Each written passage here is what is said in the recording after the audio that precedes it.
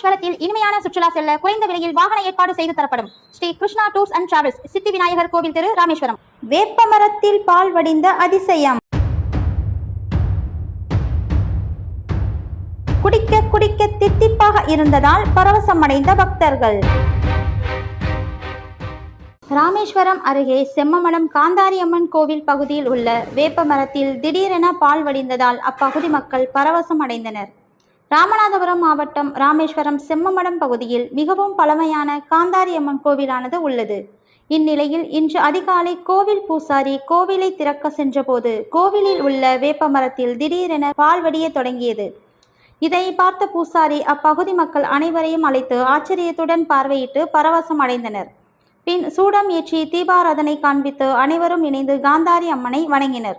அதில் வடிந்த பாலை சுவைத்து பார்த்ததில் இனிப்பாக இருந்ததாக தெரிவித்தனர். இதுபோன்று கடந்த 8 வருடங்களுக்கு முன்பு நடைபெற்றதாகவும் கூறினர்.